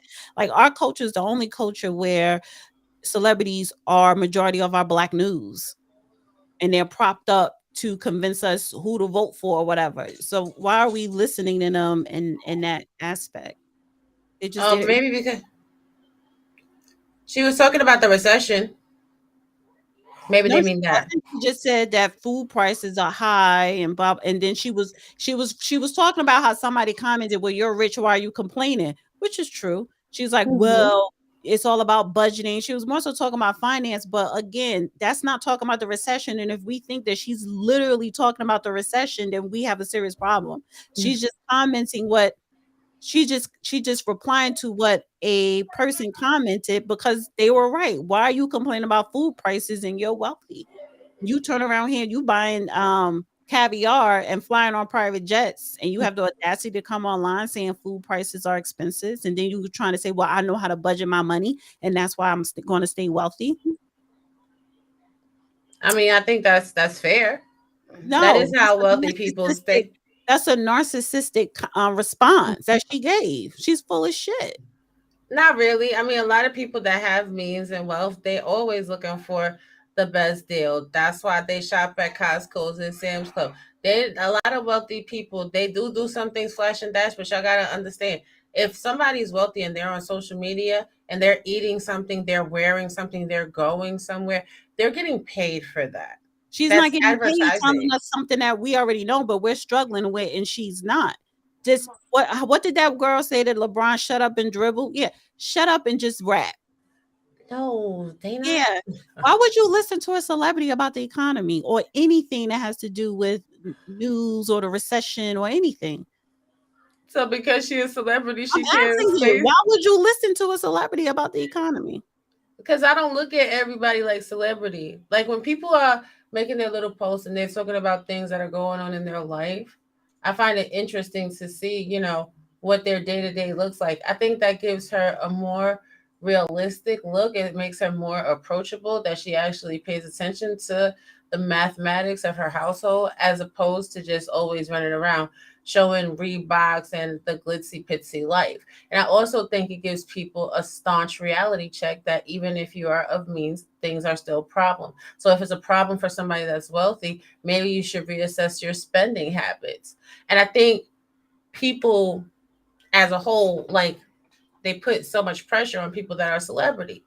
If somebody's not rapping, then they're not rapping. Anybody can have a conversation. So we just saying celebrities are just in one box. That's all they could do or Yeah, say. yeah. I can't You're with you. No. you're there to entertain. I don't you sitting there talking to Biden, who wasn't president at the time. Why? That's because what? Because because you already have a generation of young people, hypnotized to your every word, which some of it is true, some of it's not. A lot of it is raunchy. Then if I, as a politician, I want them, the 18 and up, the Gen Zs and the millennials to vote for me. So let me prop this ignorant person that talk about bullshit, for entertainment purposes next to me, because all her followers, millions, 100 million followers, are going to go vote for me. So that doesn't mean what they're saying is so profound. They don't know what is going on around the world. She's speaking generalized talking points that we all can speak.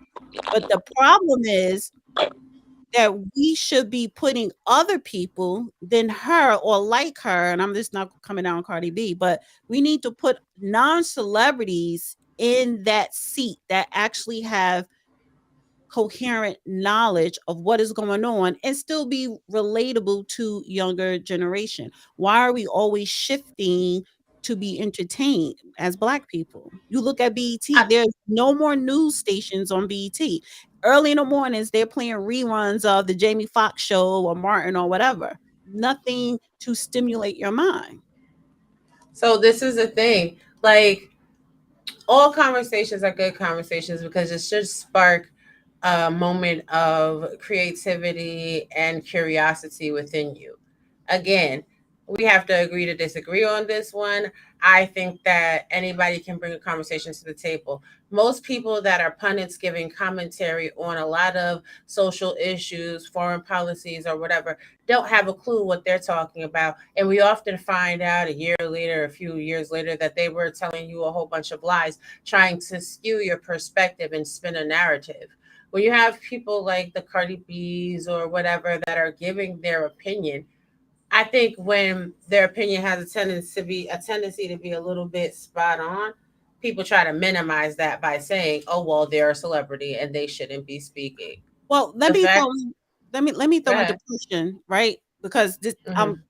this whole thing is about depression. She falls under that because what I'm getting at is with celebrities and their image, representation matters. So if I'm a young girl, Gen Z, 25, which a lot of them are depressed, especially in the Gen Z generation, but they're already dealing with some form of depression and probably don't already know it. But then you see these new female rappers or any type of celebrity, it could be the Kardashians, whoever, and you're like, God, I want to have the designer stuff she has. I want a fat ass. I want boobs. I want that weave. I want to be like that. And if I can't be like that, then something may be wrong with me, or I'm not going to get a guy. So when we talk about representation, we talk about celebrity and how it's just shoved down our faces, shoved in our faces, that does cause depression. And then when she does come on her social media to reply to a comment about, yes, we in a recession, groceries are high, and just because I'm wealthy, you still got to budget your money.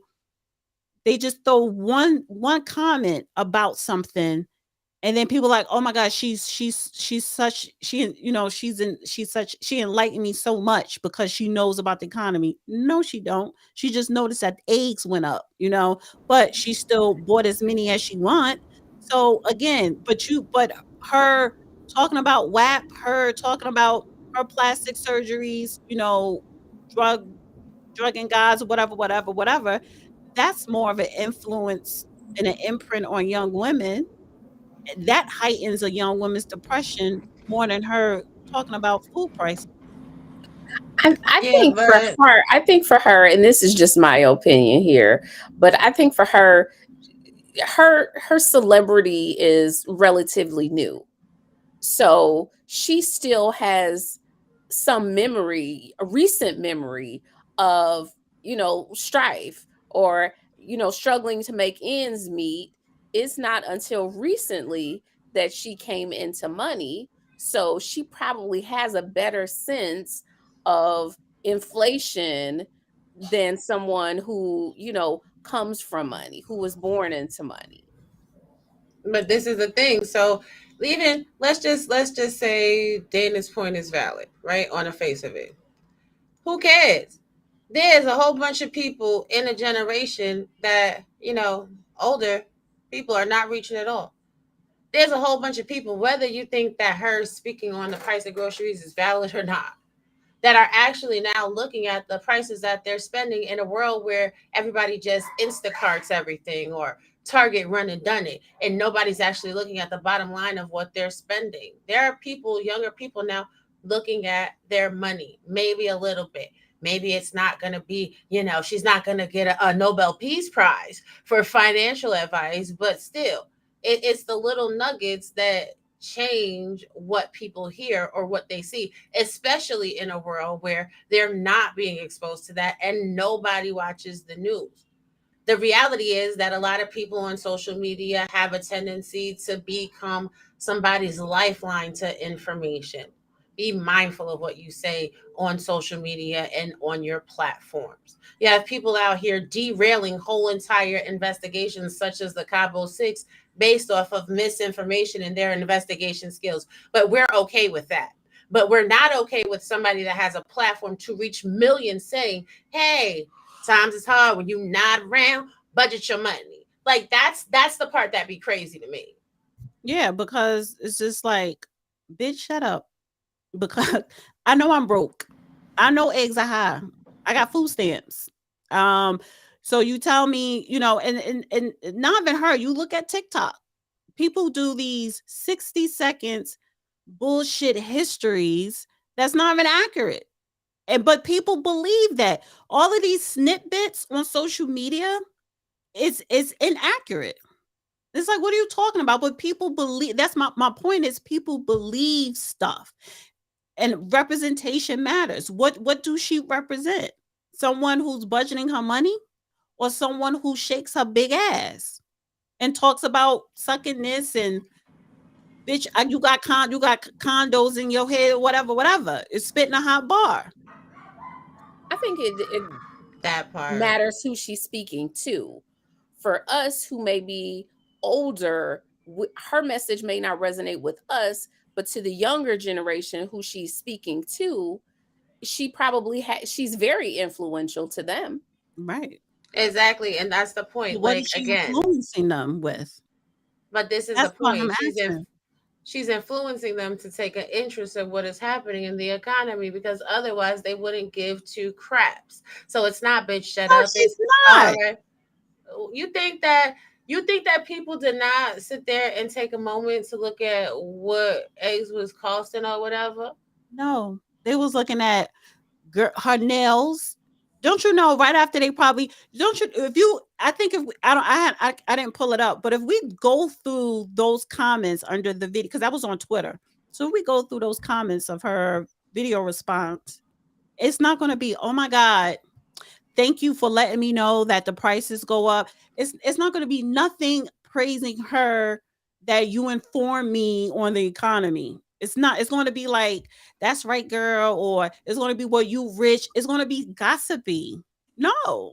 because her intention So was to go at somebody else saying, well, this is why I said it, because I'm gonna stay rich because I budget.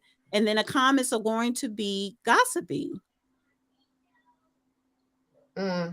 so at the end of the day, what you're saying is for you, it's about what you can tangibly see that actually validates a person's worth or ability to speak on something, as opposed to the intangibles that you can't. Right. It Because just just like with this topic, hold on. Because just like with this topic that we're covering today, that's a highly important topic, right? Only the people, well, not only, but a lot of the people that are commenting are dramatic. They're negative. They're messy. They're gossipy. They're snipey. But we also have a few random people in here that are making positive commentary, and a whole bunch of more people that are sitting in the clouds just ingesting the information. As a people, we have to stop, hard stop, looking at the messy negative footprint. People that don't got shit going on, people that are not mentally adept, are always going to leave rat droppings to let you know that they've been in a place. But people that are wise, people that are willing to ingest and elevate, are going to do just that. There is no need to sit there and be like, oh my God, thank you for a stunning commentary on what is going on in the economy. Because they like, damn, let me go ahead and do some research and look into that and figure out how to move around some money so I can afford these eggs $10 that are $10 a carton. They're not doing that listening to Cardi B. And that's and it's and just for people in the chat, this conversation is not about Cardi B. I'm using her and people like her as an example because Black people are fascinated with entertainment. And that is the problem. And the fact is that we're not understanding social media or entertainment bullshit is increasing your depression that you're probably not even aware that you're diagnosed with. It probably is, but I think we need to have a deeper conversation, because in many cases, our younger generation, they're getting their cues from social media and from celebrities. So, but I think both of you ladies are making valid points, and I can see the argument on both sides. But I definitely think that she has some influence on the younger generation. She has a lot of influence. She has the fact that she mentioned that eggs are $8.99 for somebody who wasn't, some of them are hanging on every word that she says. So for those who are hanging on every word, when she mentions that eggs are $8.99 a carton, if they weren't thinking about the price of eggs because they're not doing the shopping, they're going to be a little bit more aware of that just because Cardi B said it. So, but now I want to say this. Hold on, because whatever she said about them eggs was it was important enough for Forbes Money to cover it. Now, this is Forbes. Forbes is the leading financial analyst magazine in the world. No, inflation is creeping. Okay. Inflation is creeping up on the rich. Rapper Cardi B's viral tweet complains about high grocery prices. This is a whole commentary. Well, what did we just talk about? We just mentioned you on YouTube. You're a content creator. You know this. I just mentioned that when you talk about celebrities, your views go up. So Forbes mentioned Cardi B because she has 100 million followers. She was trending on Twitter saying that. They put that in their website to get traction. But guess what? I'm not even taking anything away from the fact that they put it on their website to get traction. But the point is this. Cardi B mentioning it now has it being featured on Forbes for people who actually have the great vocabulary to explain the CPI and break this down financially to a whole bunch of other people. So if we can't sit there and minimize people. I think that's one of the things that also contributes to Black women's depression. It's kind of like the butterfly effect. A butterfly can spread its wings over here and just flap them lightly. It's going to create a tsunami in Japan. And that's exactly what that was with that tweet with Cardi B. But because we hypersexualize her and put her in the content of she's just an entertainer and a rapper, then whatever she has to say doesn't matter. And we as women have to stop doing that. Stop saying what people say don't matter. It doesn't matter. But let me ask you this. Do you think entertainment is helping Black people or harming Black people? The entertainment we see right now. I think entertainment is exactly what it is. It's entertainment. You have to have a balance in your lifestyle. I asked you. You have to be. I asked you a direct. And I answered it. Nope. I answered it. No. I don't think that entertainment today. And let me ask the ladies too. Entertainment today. Is it helping or harming Black people? I'll give my opinion. I think it's harming. I think it's harming because we don't know how to separate entertainment from reality. Now you see what Genesis I- says. She put 20 on 10 with it, just like how I said Yeah. when she said, because we don't know how to separate. What's harming the Black community is nobody's raising their kids. What's harming the Black community is that nobody has a mindset. What's harming the Black community is that nobody has direction. Everybody's sitting their kids in front of the damn BET, YouTube, Sesame Street, and whatever else, and letting the Tell Live Vision raise their damn kids, because everybody having their kids when they 18, 16, 20, 12, 15, 5. Stop having freaking kids early. Get your mind together as a whole adult. Then raise your kid, and entertainment would not be affecting your household. But I'm gonna be quiet. I think that we have to remember. I think that we have to remember that entertainment is a form of escapism. Always has been, always will be, right? A lot of times when we talk about this stuff, we talk about it like it's in a vacuum, but in my opinion, there are a lot of things harming the Black community, especially starting after COINTELPRO and after all of the movements were jacked up and dismissed and diminished and all the other things that were put into place to harm the Black community. And if we look at society as a whole, the way that society is headed right now with the advent of technology, escapism is at an all-time high for everyone, not just the Black community. But just like with anything else, everything that affects society is going to impact Black people more severely just because of where we are anyway.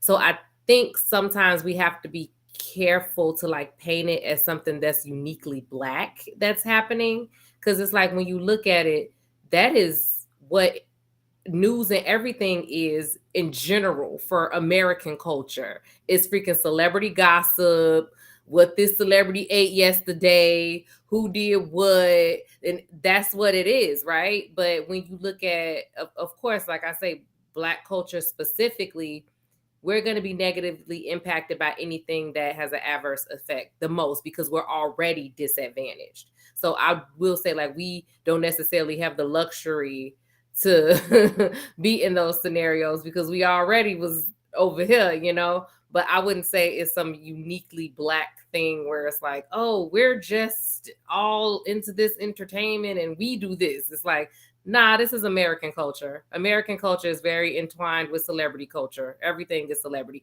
We Donald Trump was our president. Who was he? A freaking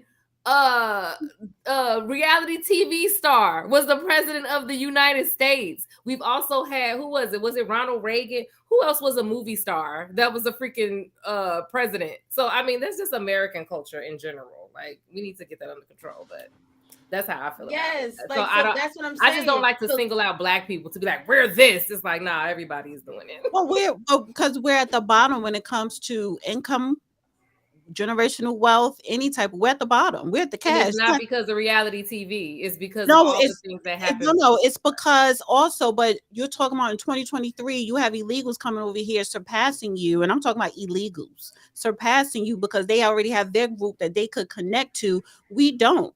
But the fact is that right, that they have COINTELPRO. That's kind of what I'm. No. Let me finish. We have a separate issue already in an existence. Correct.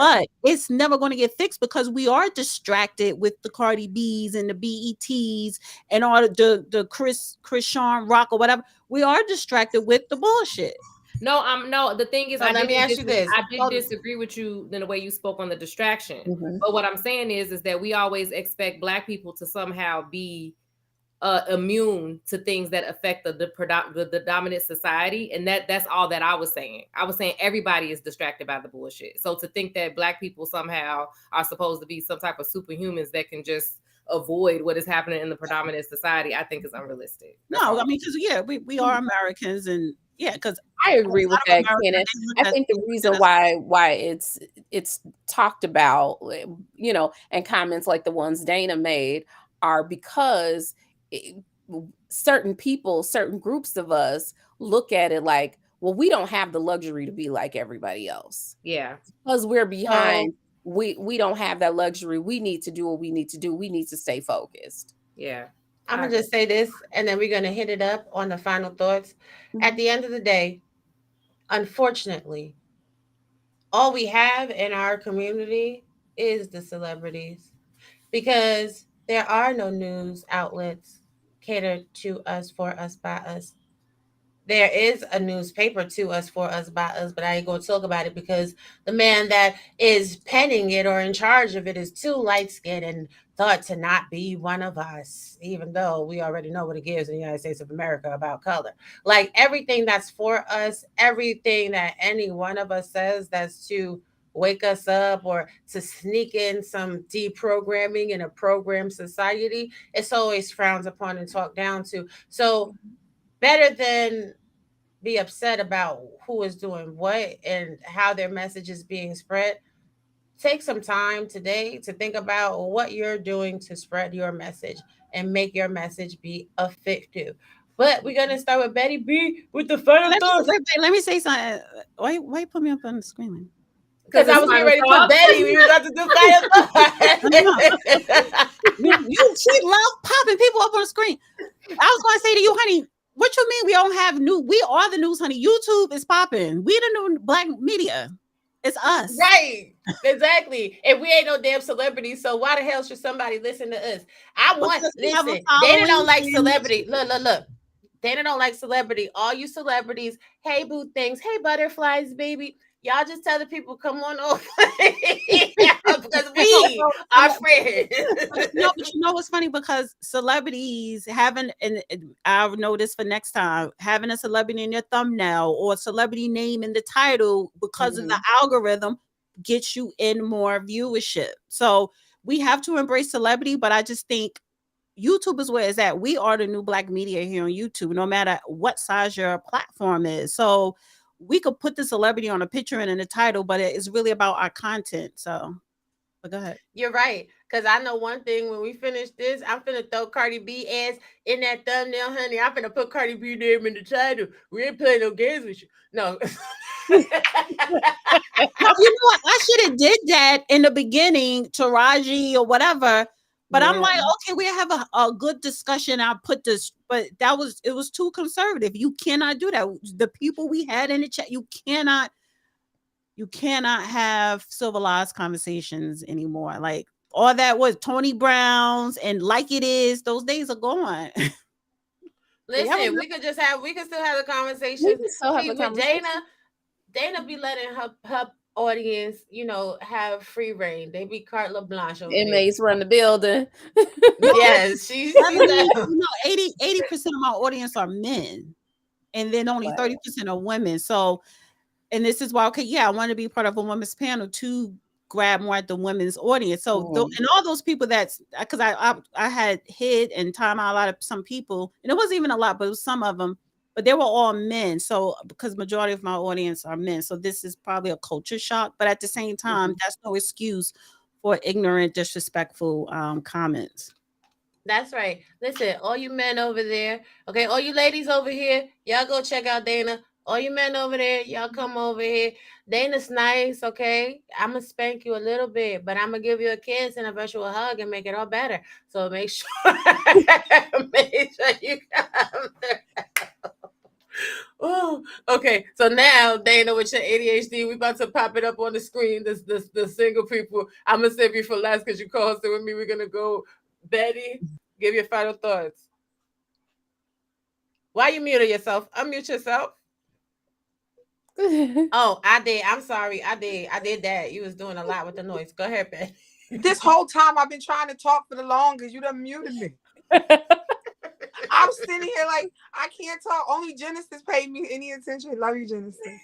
All right, my final thoughts. My final thoughts. I'm sorry. I apologize. No, you don't care about me. It's all right, Robbie. No.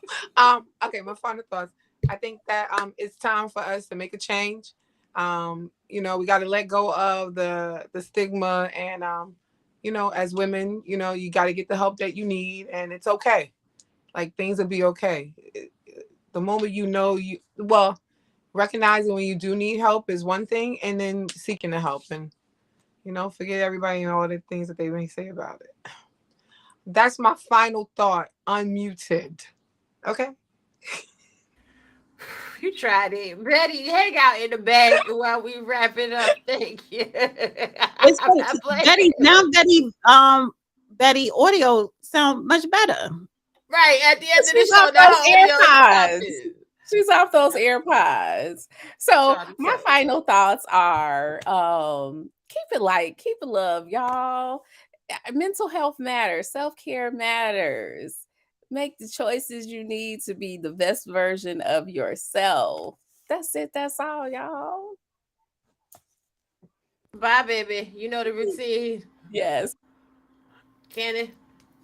Yeah, mental health is super important. Don't let anyone stigmatize you or shame you into being vulnerable. It's okay. Because as you can see, they have their own sets of issues, and some people need to touch grass sometimes. Everything is not about a gender war. It doesn't even exist. It's all in your head for the most part. Just make sure you're taking care of yourself first and foremost. Good night.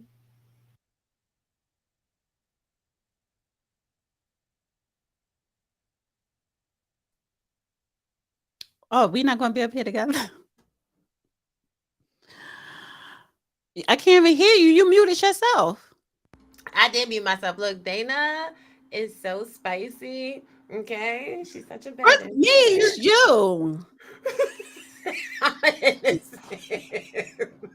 Oh, but no, honestly, I really love the panel. The ladies, love the ladies. This was a really good discussion, minus the audio. And it happens. Really good discussion. And I definitely want to do this again. Like, you do this every Sunday? Every Sunday, 7 p.m. CST. Me and the ladies, we get together. We have a good conversation. We would love to have you and Dr. A back on. We definitely have to do a part 2. But, Next week I'm gonna be out of town, but because my viewership tonight horrible. However, the content was great, and I don't know. I want to do it again because I want to know. Maybe it was, it could be the thumbnail, it could be the title, it could have just been the topic. I don't know, but I definitely want to do it again. And then even if the multi-streaming doesn't work, I could just come on your panel. You know what I'm saying? Okay. And not stream for mine or whatever. But I definitely want to do it again. I really appreciate everyone. I really appreciate the women sharing their stories. Yes. That's, you know what? And I probably was depressed. I don't think I need to work out. When you work out, that does make you happier. Because it increase, what do you call that? Endorphins and stuff. Yeah. But I do have to work on sharing my story a little bit more. But I really respect and appreciate and admire when people, men or women, but especially tonight, the ladies sharing their stories. And they didn't have to. It's nobody's business. That's right. But don't worry, because I'm going to snatch you up for an episode of Hot Talk one of these Thursdays. Maybe this Thursday. Maybe next Thursday. You never get to. What time? It's going to be 7 p.m. 7 p.m. Oh, is okay. usually my sweet spot. Yes, it's HO Okay, time. yeah. Mm-hmm. But do that. I'll Yes. do my show in the afternoon, but I could come on yours in the evening. So in the evening, yes. And we got to do another debate. Let me tell you something. If you think that me and Dana debating about Cardi B was spicy, honey, we done debated about feminism. We took opposing sides from where we really be on and talked about that. You didn't really believe that. It's just that you was the opposer in that. But no, that was good though. That's what I'm saying. Like, we have good spicy debates, but it's not ignorant. You see what I'm saying? It's not exactly drama. So, girl, and listen, it ain't nobody got time for that. I really enjoyed the ladies because they're very intelligent, great. You know what I'm saying? Everybody brought like their own to the table. That was really good. I need to be more girly. You do. I'm gonna start snatching you back up, y'all. It's me. I'm a horrible friend. I don't keep up with people. I get so lost in my own source. But I'm gonna start tapping in with my friend more often. It's a Libra thing. I'm working on me in 2023, and y'all work on you. But with that being, that being said, let me just do my little closing thing. Yep. But thank you for having me, and I really appreciate doing this multi-stream. I really appreciate the other women; they were great, phenomenal, and I really, Dr. A, and I really think that we need to start talking more about these different topics. But and I definitely look forward to collaborating with more women. That is my goal this year, to do more women topics and collaborate with women more. Yes, yes. Well, chill out in the back while we close it on down. All right. Listen, baby, we done had a blast today. We done acted up, cut up a little bit. You know, I told you, production's all the way up. If you guys need some tips and tricks on how to expand your production and invite other people to stream along with you, you know what it is, thepodpatient.com/services. You see the artwork behind me, honey. If you're gagging and you need it, honey, you need a piece of me in your house, go to the rawgallery.art, baby. There are paintings aplenty, and we have more items coming soon. And, you know, just fly free because it's a privilege. I want you guys to take care of yourself. Thank you for joining tonight. We have so much more to come. And as always, you can join us every Sunday night at 7 p.m. CST for Raw Conversations, Queen's Edition. This has been your host, Ruby Privilege, saying good night and God bless.